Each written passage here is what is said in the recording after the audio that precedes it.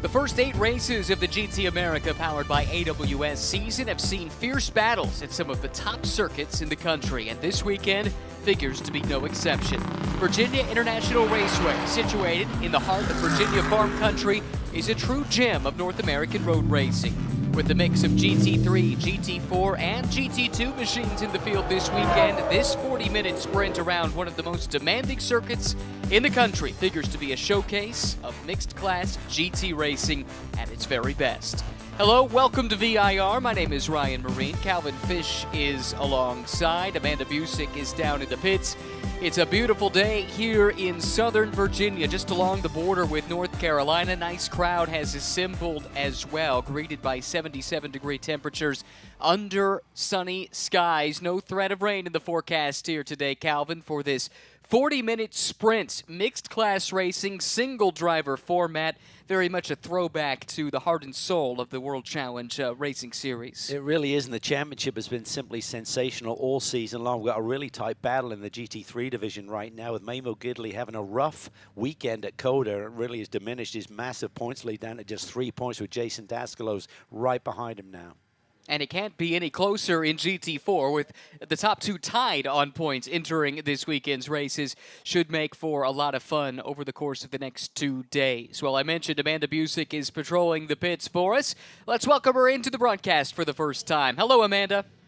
Hey guys, and Calvin, you were talking about the rough weekend that car right there had at Coda. I talked to Mamo Gidley, and he said while everything went right for him at NOLA, he could not get anything together at Coda, but said that's in the past and wanted to just be thankful that he was able to pick up some points that weekend in race number 2. But you think about racing drivers, their ability to reset the mindset and come here to VIR. Mamo said he absolutely loves racing here, but that guy does too, and that is Adam Adelson, who is on the pole here. You'll remember in race 1, he got the win here, so look for that duo to beat it out. But one thing that Mamo Gidley can be a little grateful for, I did talk to Jason Daskalos. He's 3 rows behind. He's the one that's going to be in battleship for the points here with Mamo together in that championship.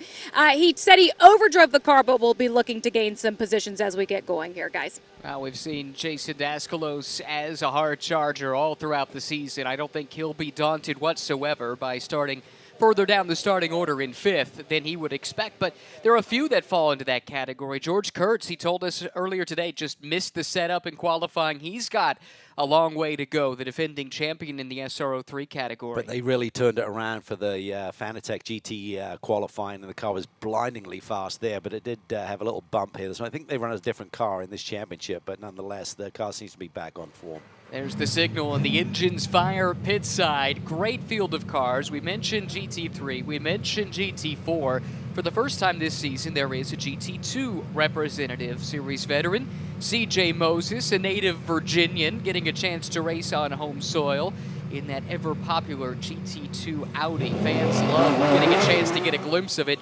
Don't see too many of them racing stateside, unfortunately, but there is a hope we could see quite a few more before we get to the end of the season at the Indianapolis Motor Speedway, and it's certainly great to have CJ back in the fold. It is. He's such a sports car enthusiast, great support, of course, and it's a cool race car. It's a monster. It just really hustles down the straightaways here at VIR, so it should be fun to the fans to see it here today. 2 long straightaways at VIR, 3,000 feet the pit straight, 4,000 feet the back straight. We call it Madison Avenue. And 2 really good chances to flex the muscle of that GT2 Audi here at VIR. Yeah, and if he's in the middle of that pack there, he should certainly be making some moves and have some fun with that race car today. Starting grid, Adam Adelson, as Amanda mentioned, will be on the pole position. Mamo Gidley starts alongside. Then back in row 2, Anthony Martone, who continues to impress over the course of this season. He's got Johnny O'Connell on his flank, sporting an Audi logo next to his name here this weekend after starting the season in a Ferrari. Todd Treffert, George Kurtz, that's row number 3 on the grid. Then we go back to row 4. Jason Daskalos, I said he started 5th. I was wrong. He's all the way back in 7th. And Vin Barletta, who's making his series debut here this weekend for the returning Turner Motorsport team. Back in row 5, a couple of Porsches. Alex Vogel and Andy Wilczak will start 9th and 10th, respectively. Then you see the lone GT2 card in the field. That's CJ Moses. He'll start behind the SRO 3 class. Then we get to GT4, where Gray Newell is on an impressive pole. He has raced well all season. Qualifying a bit of a work in progress. Ross Schwest will start in second. Rob Holland recovering from an incident earlier in the weekend to qualify third. And Tony Gaples, that Black Dog Speed Shop team, they're getting stronger by the week. Jason Bell in that points battle with Ross Schwest starts back in the 5th spot. Tim Savage starts alongside in 6th in just his second weekend of racing this season. Elias Sabo, a penalty stemming from the weekend at Circuit of the Americas, dropped him a couple of spots on the grid. He's back to the 10th row of the grid alongside Matt Jaffe. Then we get back to the 11th row, where you find Paul Keebler and Nick Shanny. And starting out back, shotgun on the field, will be Chris Allegro from the Rotec Racing team and his Porsche 718 Cayman GT4 RS Club Sport. Great field of cars, great mix of machinery, of course, and no pit stops to worry about here, Calvin. This is all about sprinting to the checkered flag. It is, and I'm going to look for Jason Daskalos. He's pretty aggressive on these starts at the best of times, but when he sees the championship leader 3 rows ahead, he's got to try and do something in these early corners. So he'll start from position 7. Gidley's on the front row alongside our pole sitter, Adam Adelson. Anthony Bartone, another really solid run. That young man is really making strides. In the other extreme, you've got Johnny O'Connell with all of that experience. But as you said, making the switch. He didn't start the season. He missed the first couple of rounds, but debuted the Ferrari. So close to victory at Coda. It was a technicality with the lateness of switching tyres on the grid that cost them the win there. Crossed the line first, but didn't keep the win. But Johnny's got the Audi. They were struggling to get a fuel cell for that car. They finally got one, and they feel that may be a stronger force in this championship for them. Well, we talked up the fact that when he was in that Ferrari 458, it was one of the older cars on the grid. So you think, okay, they've changed chassis. Maybe it's a newer car. No, it's not. This is a previous generation, going back several Evos of the Audi R8, and they've been working to get that thing up to speed. The speed actually hasn't been the issue. It's been the driver comfort for Johnny Red. He was seeing red because it was hot in the cockpit. Yeah, it's toasty. You know, it was actually pretty warm here during the test days earlier this week. It's calmed down with the temperatures a little bit here for race weekend. It's for this time of the year, this is pretty nice racing conditions. Racetrack is superb. Facility has never looked better, and they continue to invest to the highest level here with this this circuit here. Let's talk about the racetrack. 17 turns in total, 3.27 miles in length, 130 feet of elevation change over the course of a single lap, Calvin. This track packs a lot into that 3.27 mile formula. It does. It really demands a lot from the race car in terms of you need straightaway speed. You can't afford to be too slow down the long drag strips here, along front stretch and Madison Avenue between Oak Tree and the roller coaster.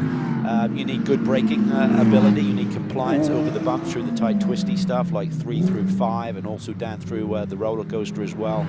And it's a tough racetrack. It's demanding. It is old school in the truest sense of the word. And even despite all of the improvements here, you can go for a big ride here if you make a mistake, particularly through the high-speed stuff. Mixed class racing means cars closing in on one another at some pretty quick rates. And this track, there are sections of it where you really don't want to be too abreast if you can manage it. How difficult does it become in a mixed class context? Well, you know, you look for opportunity, right? So if we stay green, we'll get some overlap between the fastest of the GT3 runners and the slowest of the GT4.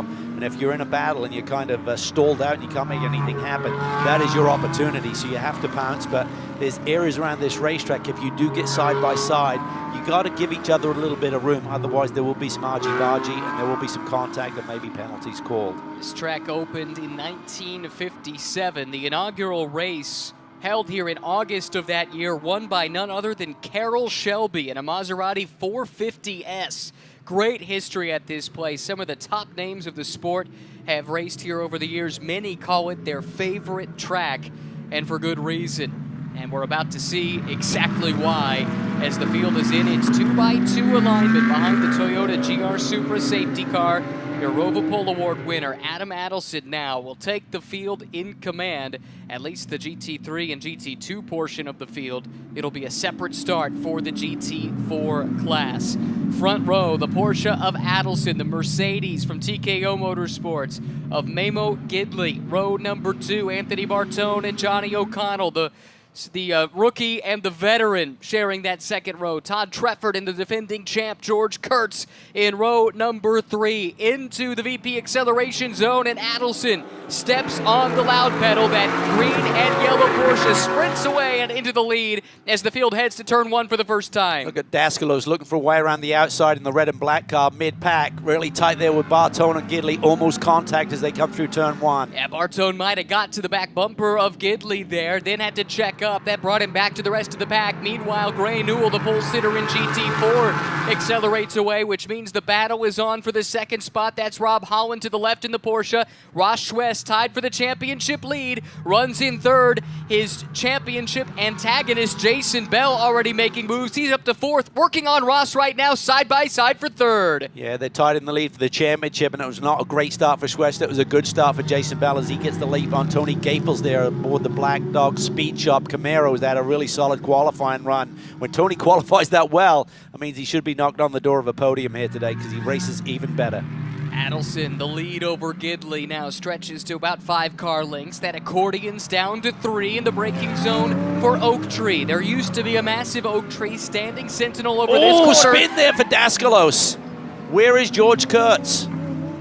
There's Kurtz. I'm not sure if there was some argy-bargy further around. There's O'Connell, so I think maybe there's damage to this 27 car that related to the spin that he just had as well. Certainly damage to the Audi of O'Connell, and that Ski Autosport team simply cannot buy a break. The heartbreak they've suffered through the last few rounds continuing, and now O'Connell has to limp down the 4,000-foot Madison Avenue as the GT4 field flies past. Yeah, I really wonder if Jason Dascalos had damage or a cut-down tire as well. It's just a slow, lazy spin there on the entry to Oak Tree.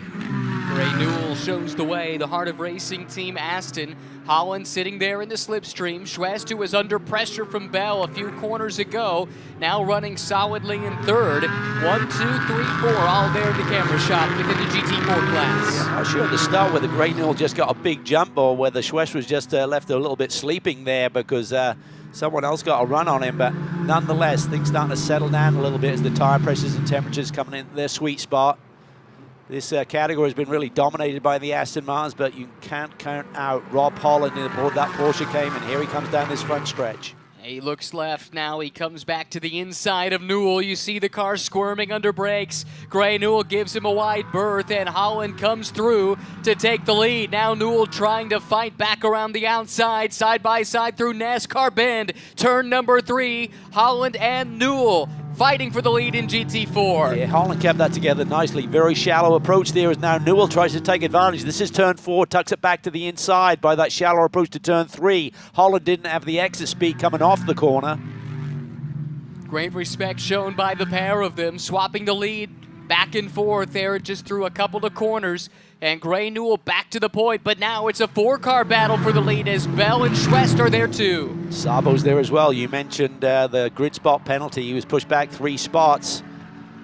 So he's now in the mix in the bright orange Aston Martin, as you can see at the tail end of this lead pack. Saw him on my walk into the track today. Big smile on his face as always. Safety car is out, and that will break off this battle that was starting to form at the front of the field, and I think you see why. Stranded car of Jason Dascalos off to the inside, unable to move, and that car will need to be towed away. We talked about Dascalos needing to get his elbows out early and make some ground here because the championship leader was way down the grid by 6 spots, and maybe he got too aggressive, hard to say, but several of the cars around him involved in this. Kurtz looked like he dropped back a little bit, and Johnny O involved, who started this race from the 4th position.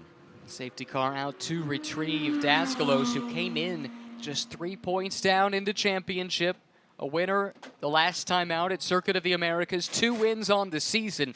Will not win today. This is the Ski Autosport Audi now, driven by Johnny O'Connell, who did limp around, but we'll see how bad was the damage. Was it just a cut tire, or was there more to the story? Not sure if parts are in abundance with that car, but looks like he's rolling anyway just to get an evaluation of the car. It's not too bad, so maybe he just got hit in that right rear and cut down the sidewall. Well, let's hope that's all it is, and he's got a chance then to get back into the fight, try and salvage a decent result. Great to see Johnny racing once again. Stepped away from full-time racing at the highest of levels a few years ago, but got this chance. He's been running with this team in vintage racing. Now a chance to go racing with what is very nearly a vintage race car, but up against some of the modern GT3 offerings from various manufacturers here in GT America, powered by AWS. Yeah, I love Johnny's passion. I mean, he's a racer through and through, and he'll try and wheel one of these machines as long as anyone will let him. So it's great to see him getting his new lease on life. And with the driver ranking systems, I think he's just trying to get some mileage right now to showcase that he could be a great choice as a bronze-rated driver in some of the Premier Championships. So great group led by Phil Creighton there with the Ski Autosport team. Great support from the Hussey family as well. It's also a chance to be at the racetrack on the same weekend as his son, Kanan, who's racing in the Toyota GR Cup, which shares the bill at many of these SRO America weekends. Daskalos out of the car, getting ready to climb aboard the safety vehicle and take that trip back to the pit lane. Speaking of the pits, let's head there now, where we find Amanda. And Cal, you were talking about Phil Creighton. He was just looking at that tire you see now and his head shaking. They did report from the team, from Johnny O'Connell, that Daskalos was responsible for what Johnny had on track. It was a right rear tire. They did pull some of the body to clear the tire to make sure that there was no more issues there. But hopefully for this Audi, just a right rear replacement. That would be the optimal outcome, certainly. And Johnny is a veteran. He's pretty good at limping that car back without getting any more damage to that race car. I think we're going to go ahead and take a look here now at what happened at the start of this race. This is a replay. Keep an eye on the Audi at the top of the screen. There's a chance that already the contact could have happened that would have led to the cut tire. We'll see. Big move there from Daskalos. I think the hit already happened. Yeah. I would imagine it happened before the snake, probably between turns 3 and 5, I would imagine. You saw Johnny bail out of it. You could Smart. tell, felt something was amiss. Yeah, and it's hard to disappear through those high-speed S's, so he managed that really nicely. One of the many benefits of having a veteran of Johnny O'Connell's caliber behind the wheel of your car. Driver a little younger in their racing career might not have picked up on that so quickly. This is very damaging to his championship hopes. We talked about Memo Gidley having a struggle at Coda, and with the results there, Jason Daskalos close to within 3 points, but he's going to score 0 here today, and Gidley looking in great shape for at least a podium, maybe more. There is CJ Moses, mentioned the Audi R8 LMS GT2 that is here on site, and CJ's been the guy at the forefront of this effort to try and make the GT2 class start to grow here stateside. Busy man with a lot of business commitments. You see AWS, Amazon Web Services, on the side of that car. He is the chief security officer for AWS. And with that comes a lot of business-related responsibilities, so can't always make it out to the racetrack as much as he would like, but this track is special for CJ. Lots of laps here in SCCA competition before he jumped into pro racing. He's from several hours north of here, near Washington, D.C., I would say, about around the Gainesville, Virginia area. And let's hear more about CJ's story now with Amanda. Well, you guys were talking earlier as we got this race started of how fun that GT2 Audi would be on Madison Avenue in the front stretch, and that's exactly what CJ Moses said was his favorite parts of being able to open that car up here at this track. He said last year that he ran the GT car restricted but has it unrestricted now, and I simply asked, well, what more does that mean? He was like, speed, Amanda, speed. Gotta love that. And GT2, not just racing here, but also in the GT2 European Series earlier today. A couple of races over at Dijon in France. And Stefan Ortel himself behind the wheel of one of the GT2 cars in the field over at Dijon earlier today. Such a cool concept, though, this new version of GT2. Low downforce, high horsepower. The idea is just to make these cars as fun to drive as possible. They are literally rocket ships, as you said, less downforce than the GT3 machine, so they're going to be eaten up a little bit through some of the, particularly the high-speed corners, but nonetheless, it's a fun championship. And, you know, there's a few manufacturers that have models available, so it'd be great to see this gain a little bit of traction. KTM does. Mercedes has something out that's relatively new. I think Lamborghini does in a converted version of its Super Trofeo Huracan. So yeah, there definitely are some options out there, and it's starting to take off over in Europe. The hope, though, is to showcase some more of these GT2 cars here stateside before the end of the 2023 season. Safety car starts to accelerate away, which means we're nearing a restart. We lost about 10 minutes there due to that full course yellow, which means now 29 minutes and 30 seconds of flat-out racing. Adam Adelson into the VP acceleration zone, starts to accelerate away. He's got the veteran Memo Gidley right behind the first of the Mercedes trio that's chasing him down. Gidley, Bartone, Treffert running second, third, and fourth behind the Porsche of Adelson. Barletta's had a nice start to this race as well. You can see the bright yellow and blue Turner Motorsports BMW sitting there in P5. Sabo's off. Contact there on the restart somehow. That's costly for Elias, who's putting together a pretty good season. Fourth in points, but only 25 out of the championship lead entering this weekend. Does look like he's been able to continue on. Meanwhile, Gidley working over the back of Adelson here, looking for the race lead. Yeah, Adelson looks like he's struggling for grip here. I'm not sure if he picked up some marbles, didn't get his tires cleaned up, but you can see the car's really sideways there coming through the snake. Gidley tried to take advantage, but now he's feeling the heat from behind with Bartone with a big run, and here comes Treffert as well. Oh yeah, Todd Treffert, who missed some running time yesterday due to a differential issue, forced him to the sidelines, but he likes this track, getting more and more comfortable with this car. He's got an illustrious career behind him in vintage racing, but now starting to come into his own. Oh, Adelson slides wide. Safety car comes out as the move for the lead was made. This is going to come back to the timing of that move. Gidley looked like he had him set up, but the safety car was deployed at about the same time. Treffert's unaware. Yes, I think he knows now. Just got the call. Maybe he saw one of those flag stations. Maybe they've lost radio communication between Treffert and the team. There's the reason, debris field. Down the front stretch here where obviously Sabo was involved. I'm not sure who he got into. Or who got into him, as the case may be. Got the TKO Motorsports team right there, sending the message over to Memo Gidley. I think I overheard somebody say, stay to driver's right. I think that's about avoiding that debris field as the field comes around now out of Hog Pen. And what has been an admittedly disjointed start to this race. First of two this weekend for GT America powered by AWS. And Adelson has had an issue. This is the pole sitter, the race leader just before this safety car. And that car appears to have come to a stop, Calvin. Yeah, this is rolling down through Hogpen, I believe. He looked like he had some handling issues on that restart lap, was struggling to get grip, and Gidley pounced, of course. Decision with the timelines in terms of whether he's got to give that track position back, but if the 120 is in pit lane, he can't give it back, so we assume Gidley will be okay here.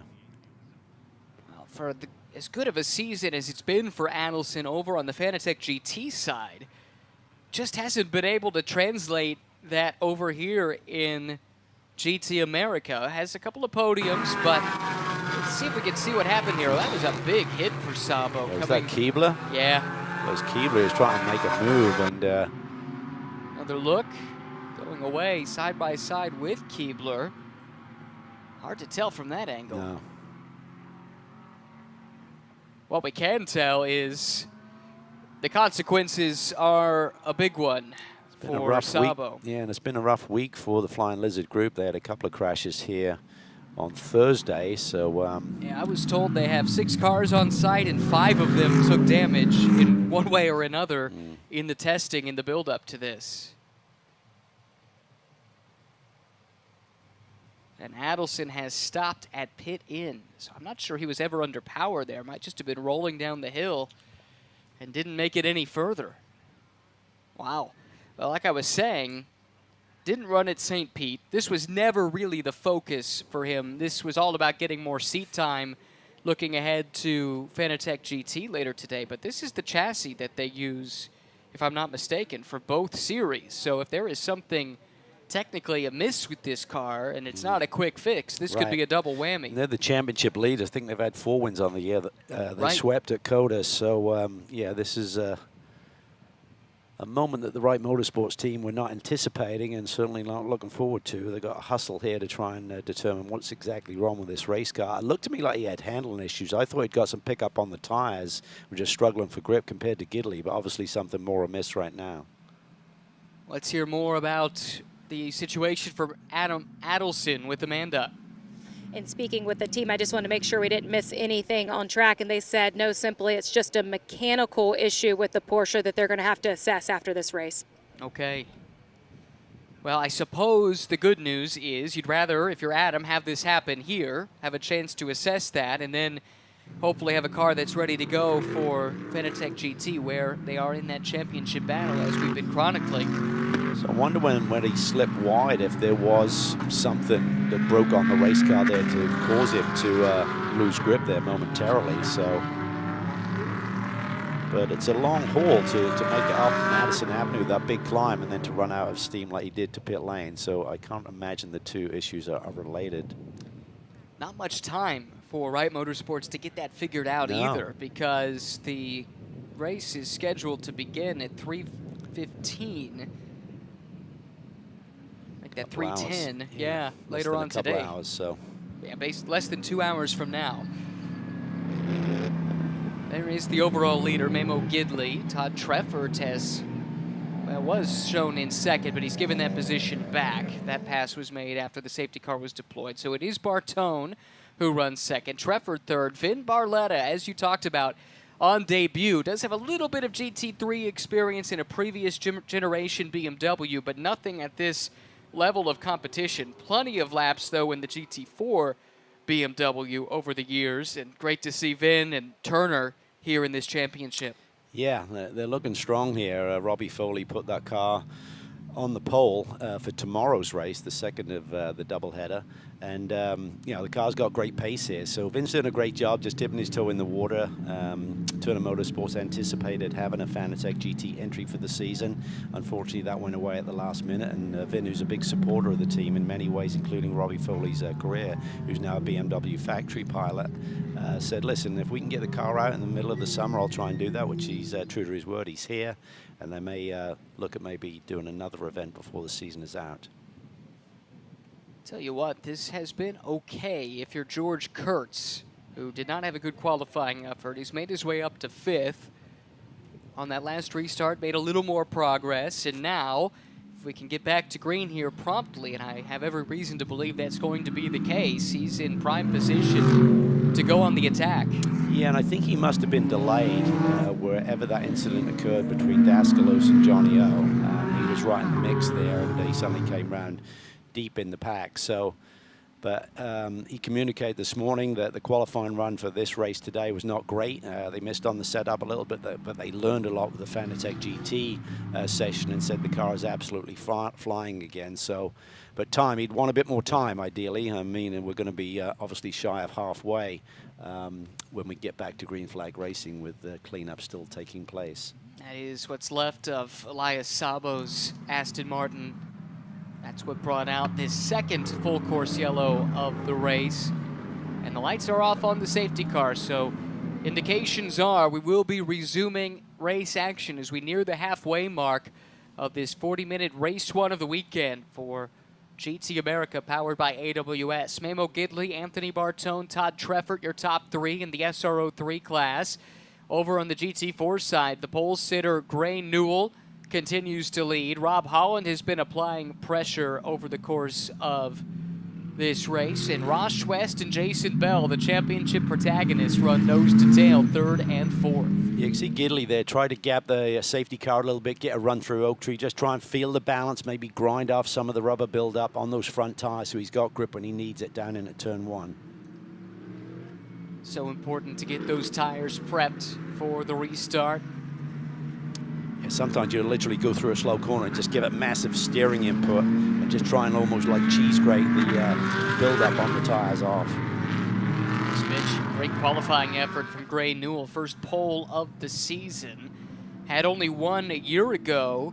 That came in the season finale, so he's starting to figure out this qualifying thing. He's got 4 podiums on the year. Right now leads the GT4 class. Leading overall is Memo Gidley, and he steps on it. 20 minutes to go. We restart through the VP acceleration zone, and Memo Gidley, the championship leader, comes through to lead the field into turn 1 once again. Yeah, Bartone actually covered him pretty nicely because the leader has a huge advantage in terms of determining when he wants to go, and then you got to react to it. So Bartone certainly wasn't kept sleeping there. Side-by-side action here between the GT4 leaders. That's Gray Newell to the inside, Rob Holland aboard that Porsche, still looking for a way through. And running behind the GT2 car of CJ Moses, Newell gets checked up. Holland throws it up the inside through NASCAR bend. Side by side they go. Moses still very much the cork in the bottle here until he can get to the straightaway and let that horsepower loose. Oh, contact between Newell and Moses. Oh, it looked like they were going to save it, but instead Newell is clipped. That blocks the track. Look at this traffic jam. Yeah, that was unfortunate there. Cut down tire on the left rear of the harder racing Aston Martin as he got into the side of CJ Moses there. CJ just trying to do the right thing, get out of the way, but feisty little battle there went wrong. Unfortunately, the 58 car looks like it's wounded as well. And that very likely will mean a third full course yellow. Newell is stopped on the racetrack too. The pole sitter, the race leader in GT4, stopped trackside. Meanwhile, Rob Holland leads. Ross West runs second. They would love to see this stay green because of that track blockage. They have a massive advantage over everyone else in the GT4 class. Yeah, they do. It was just unfortunate. I mean, it looked like Rob Holland took advantage of the GT2 traffic there, got to the inside, and then suddenly had nowhere to go with it. So, the harder racing machine, Newell, went to the outside, and then suddenly the Audi was there once again as we go full course yellow with the safety car. Third full course yellow of the race. Double yellow from the starter's stand, or Single at least it was. That's why we they have the spare. I'll tell you what, they think of everything here at VIR. Quick work by the flag crew. And once again, the field is under the control of the Toyota GR Supra safety car. Gidley leads, Bartone, Treffert, Barletta. Kurtz did not make up any positions on that restart, and now the sand is starting to slip through the hourglass as far as his chances of racing back up through the field are concerned. Holland, Schwest, Bell, those are the remaining the leading cars in the GT4 class. Holland, Schwest, Bell, 1, 2, and 3 in GT4. Unfortunately, out of the race in GT4 is Elias Sabo, and Amanda has found him. And Elias, we saw the replay of the incident and a pretty heavy impact. It's great to see that you're joining us and all right, but your reflection from what happened here on the front stretch. Yeah, you know, we were coming down a restart, and then all of a sudden I just felt bam right in the back, and you know, once he unloaded my rear, it just, the car, you know, full speed coming down here, it's a high impact. So nothing I really do, you know, get tagged from behind is always unfortunate, especially on a restart. So just disappointing day. I saw you speaking to the team. Can you give us any assessment on the car and race 2? You know, we don't know yet. We'll see. No one's better than Flying Lizard. And so these guys, if anybody can fix it and get me out there tomorrow, it'll be Flying Lizard. So hopefully we'll be out tomorrow and have a better outcome. Thank you, Elias. Thank you. Did a nice job to put on a brave face, but I'm sure he's seething underneath. Tough situation for Elias. Yeah, we saw him close there with Keebler, but I thought Keebler was in front, so I'm not sure who got in at the back of Elias to maybe turn him around like that. But I think Spears is going to be a concern. There's been a lot of Aston Martins in the wars here this weekend, and I know the support crew there with the Aston Martin Customer Racing have been run ragged a little bit this weekend. Let's take another look at this, see how it develops. So see CJ Moses up ahead. Bit of a roadblock there for Rob Holland. And then Newell just gets up and over that curb, loses the front end, gets into the side of CJ, and then gets tapped a second time. And Holland is through, and you see Tony Gaples there gets around Jason Bell at the same time, but he's since given that position back up. Right there, I thought they were going to get away with it, but yeah, just one last little touch sent Newell around. And the result is the third safety car of this race. We've yet to get a full green flag lap in, unfortunately, for the whole field at least. But it does mean that it's going to be tight when this race does get restarted here shortly. Key right now is to not fall asleep behind the wheel. Keep prepping that car, prepping these tires. You can see Mamo just dropping back a little bit, accelerating, be working the brakes, even though it's a pretty nice day out there, just keeping all of the temperatures in the right range, trying to keep those marbles off, and just picking your way around this racetrack. Offline, there's a little bit of debris, of course, so you just got to be careful and be ready to go. For George Kurtz, he's had similar frustration this year where he hasn't had great track position and not a lot of green flag running to get back to the front, so he's going to be anxious here with the laps that he has remaining. He's been on the comeback trail ever since the disappointing season opening weekend on the streets of St. Petersburg, where he failed to complete the first race, finished 8th in the second race. Since then, though, he's not been off the podium except a single race at this point, and he's been able to fight back to 3rd in the championship. One of those that he's fighting against is Jason Daskalos. We saw Jason have an issue on the opening lap. Amanda, what's the story there? Well, you can see his team, they're talking to one of the guys that leads the grid positions here, trying to figure out how to get the 27 back onto the grid. They're showing him where the entry point is going to be. There you go. That's the conversation right there. So Jason Daskalos back into this race. And that's big, because if he can turn enough laps, he's got a chance to score points, given the level of attrition that we're seeing in this race, and at least put something in the bank towards the championship at the end of the year. Yeah, it's going to be tight in terms of getting that 50%, but nonetheless, it's almost like a mini test session, see what's going on with the race car, I feel.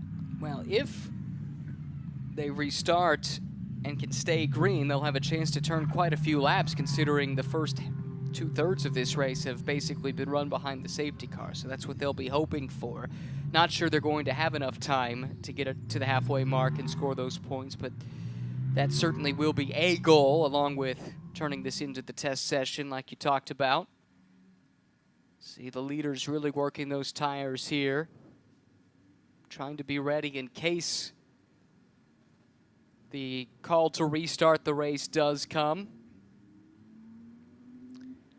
Anthony Bartone continues to have Andy Pilgrim working with him, and he'll be on the radio trying to talk the young driver through this, because this could be a key factor in terms of who wins this race. You know, Gidley has the experience, he's got the crew, he's got Sam White on the radio to him, team manager here with so much success over the years at this level of competition. So they got all the tools in their tool chest that they'll be using right now. For young Anthony Bartone, he needs to be reminded, okay, don't just cruise around picking up marbles and stuff, really work those tires over, keep all of the temps where they need to be, make sure you got a brake pedal, let's go get him. It's a big weekend for Anthony, because in addition to what we're seeing here in GT America powered by AWS, he's now running in the Pro-Am class beginning this weekend in Fanatec GT World Challenge America powered by AWS, running alongside Adam Christodoulou, the Mercedes-AMG expert driver who has joined that Bartone Brothers Racing with Real Time Racing team for the rest of the season. But you mentioned it, they started as an AM class pairing with Anthony and Andy Pilgrim.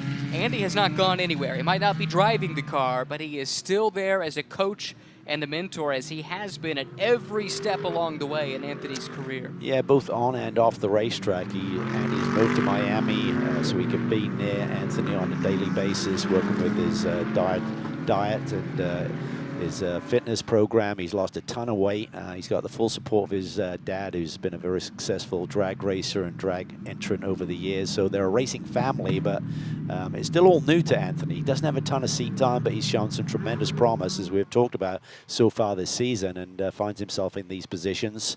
He actually led the race to a restart at Coda, got caught out with that little shower that we had there. So it's a learning curve, but he's doing it well. He is. Did win overall here in GT America in race 2 at Sonoma. We see O'Connell head to the pit lane. That's a car that's been through the wars in this race today. Saw a moment ago the CrowdStrike fastest lap of the race belongs to Adam Adelson, and that car had a mechanical issue and is out, but that would be a silver lining for them if that were to hold up, because the car's fastest lap here in race 1 today does set the starting grid for race 2 tomorrow. So Adelson would be in a position to take a second consecutive pole. There's Anthony's dad, as ever, keeping tabs on things. Quite a character, great personality. Definitely.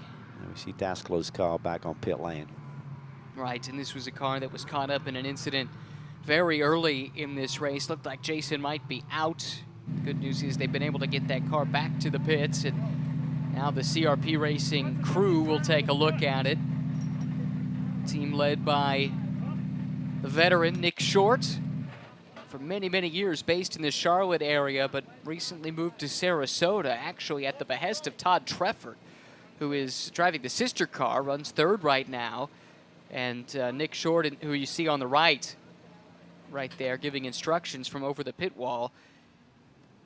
He'd been looking after Todd's vintage cars for many, many years, and Todd kind of wanted to have his cars closer to home. He could have a chance to check in on the shop and see how things were going. He actually procured the shop for the team in Sarasota and told Nick, what do you think about moving down here? And Nick said, okay, we can make that happen. Well, that's ideal. I mean, these guys love their racing, but to be able to check in, as you said, with the team on a regular basis, maybe take your friends over there, look at your race car, be more immersed in the whole process.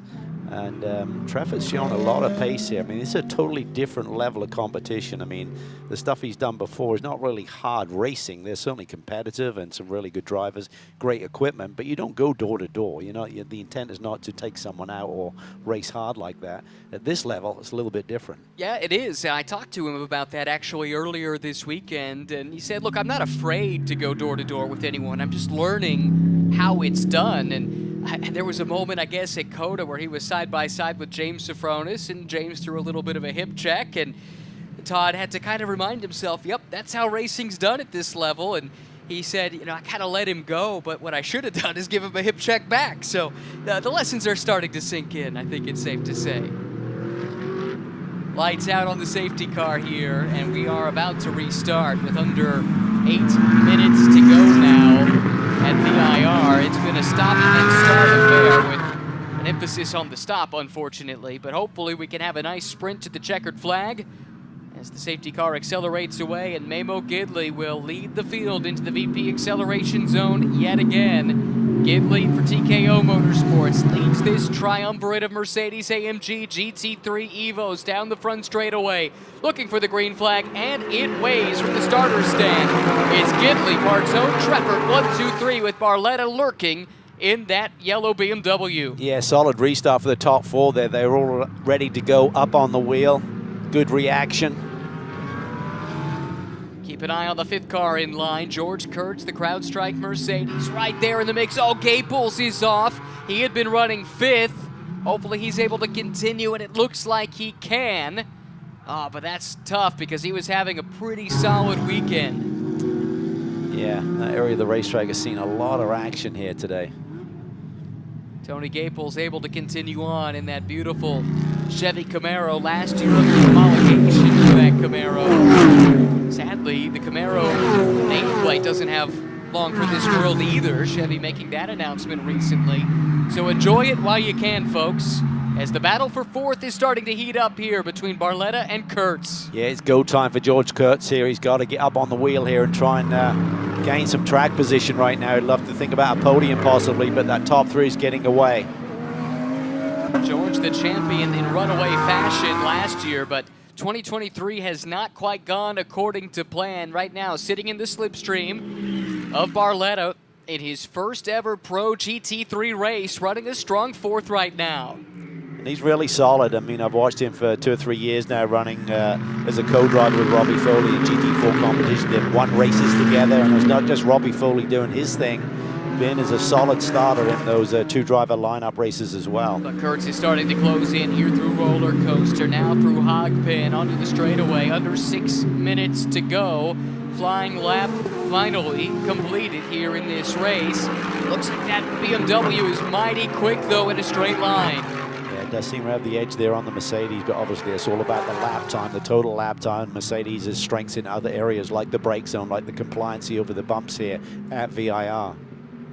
Bartone appears to be closing in on Gidley as they head towards NASCAR Bend. That's turn number 3. Now we pick up the lead battle in GT4, led by Rob Holland with Ross Schwest in tow. Jason Bell, another podium run potentially, but he told me coming into the weekend, I need to start winning these races if I'm going to win the championship. Yeah, he saw it get away from right at the very end of the last championship season where Ross Schwest was so strong at Indy in the final rounds of the championship season. But right now that Porsche looks pretty strong, cutting out of the exit of turn 1, is able to maintain a slightly tighter line than the 2 Aston Martins that give chase right now.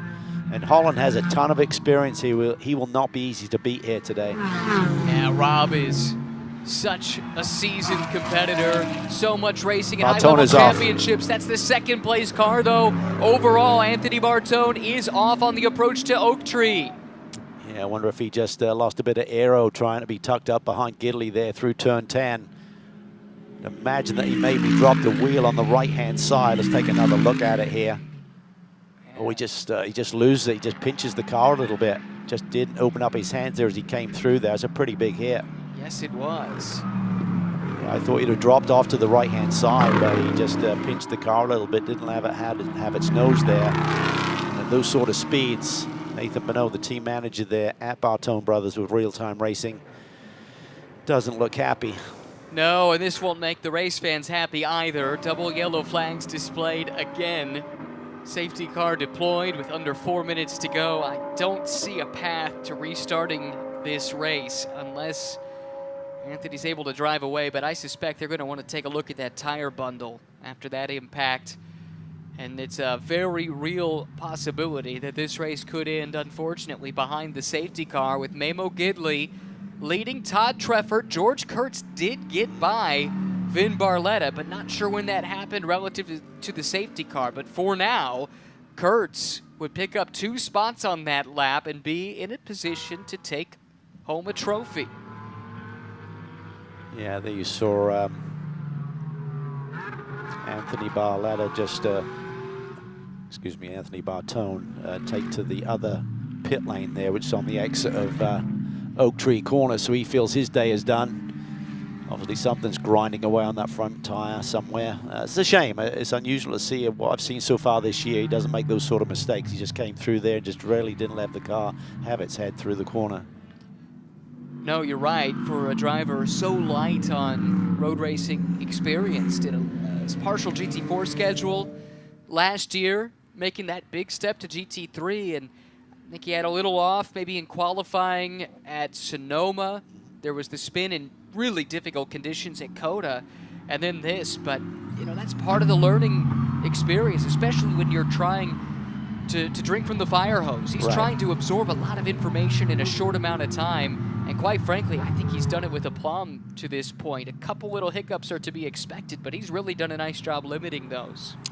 He really has, and I've really sort of like watched him with his racing lines and how he kind of sets corners up when he's in a racing situation. So that's why I'm a bit surprised at what I saw there. We did get word from race control this race will end behind the safety car. No chance to restart. You see Kurtz third on the road. Looks like that will be confirmed, that he did get by Barletta before the yellow was displayed. This is the kind of day that can save your championship. He was down as far as 8th and will end up third despite having about 4 race laps. Yeah, probably frustrated because he really haven't had a chance to get into his rhythm here. So curious of whether the setup information that they got from the other car for Fanatec GT has transferred, and whether he's as happy with this car that he's got underneath him right now as the car that he'll race a little bit later this afternoon. But again, as you said, solid points. But again, everyone is chasing Gidley, and he's going to expand his gap at the front of the championship table tonight if he brings home this win. Schwest will take a narrow points lead over Jason Bell in the GT4 class simply by virtue of finishing ahead. They were even on points coming in, and there's every chance that these two are going to be duking it out tomorrow. We go green for race 2.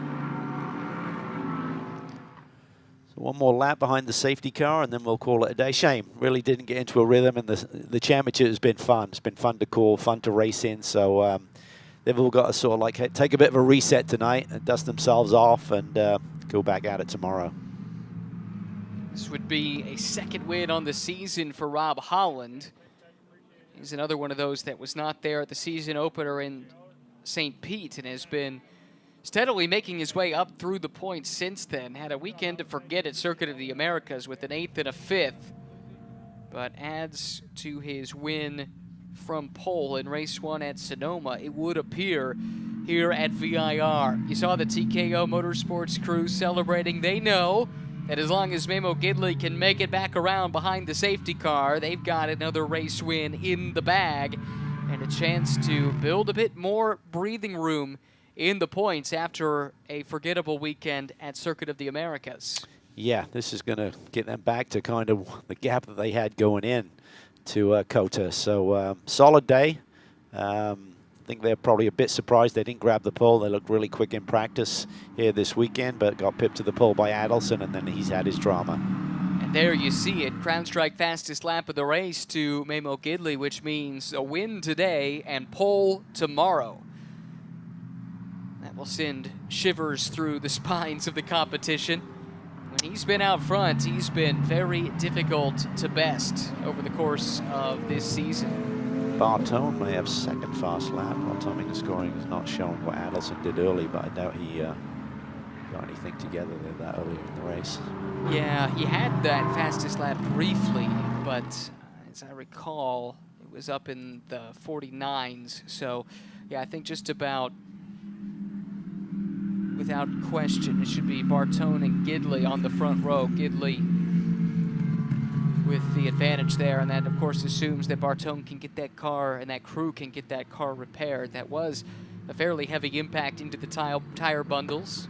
Here again is Rob Holland, leader in GT4. About to make his second trip to victory lane here this season. Veteran of series like British Touring Car Championship and the VLN over at the Nürburgring. He's been a race winner every season in GT America, GT4 competition since this season debuted a handful of seasons ago. Well, not the way we wanted this race to play out, but Memo Gidley will take it however he can. After finishes of 11th and 5th of Circuit of the Americas, he puts that firmly in the rearview mirror with win number 5 on the season. Memo Gidley and TKO Motorsports back in the winner's circle in the SRO 3 class. Rob Holland does cross the line at first to take his second win of the championship season in GT4. Schwest and Bell completing the podium in GT4 ahead of Keebler, who had a nice result to get to 4th. Tim Savage, a good result to get to 5th. Rest of the podium in SRO 3 after Gidley, Treffert and George Kurtz, who had perhaps the most opportunistic drive of the day to get into podium contention.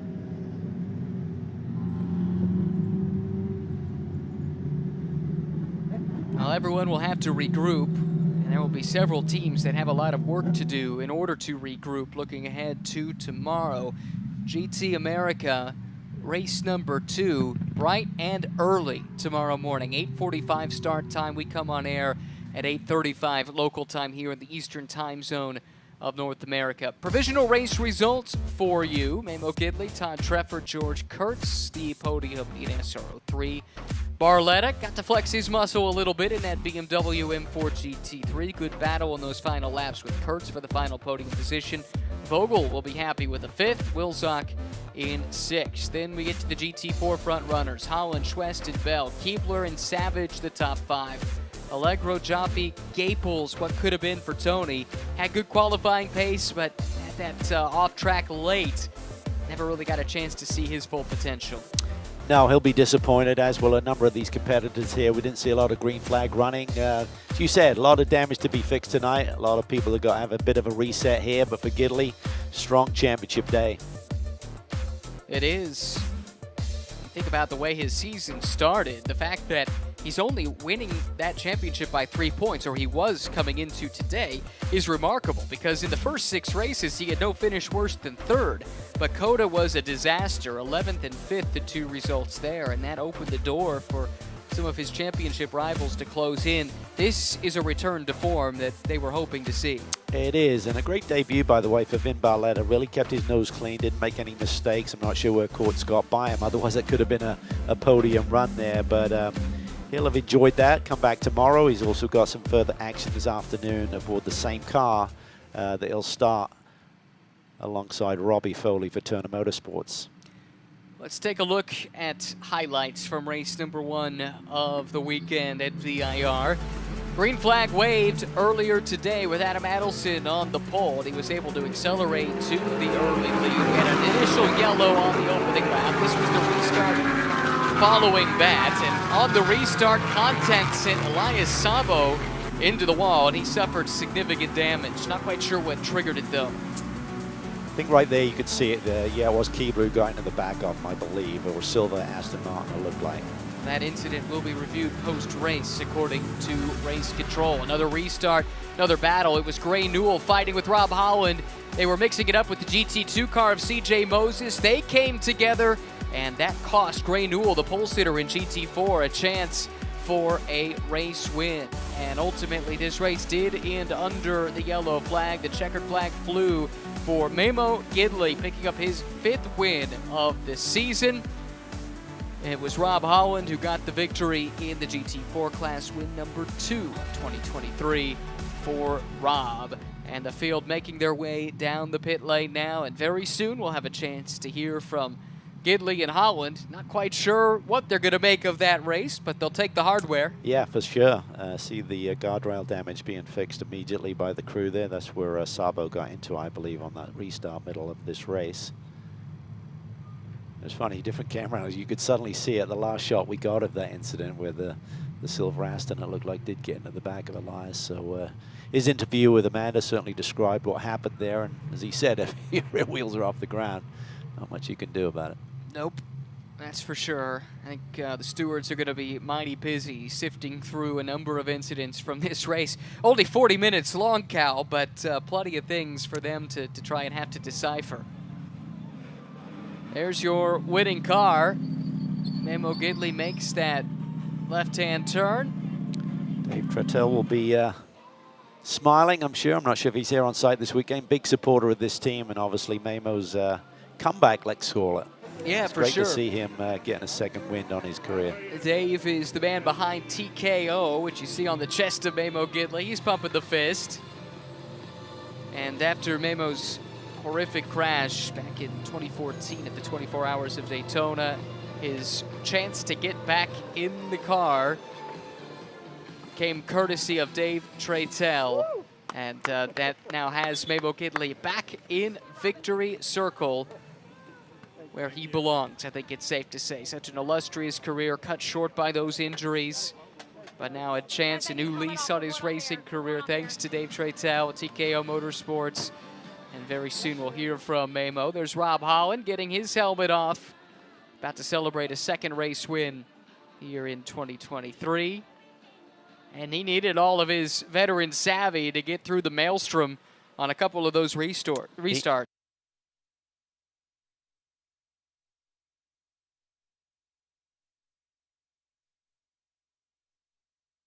Receiving some congratulations.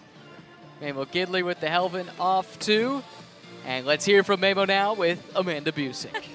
Well, I think he's hugged everyone here in the winner's circle. So back in the celebration, Memo, I'm sure this feels good. How firmly is Coda in the rearview mirror?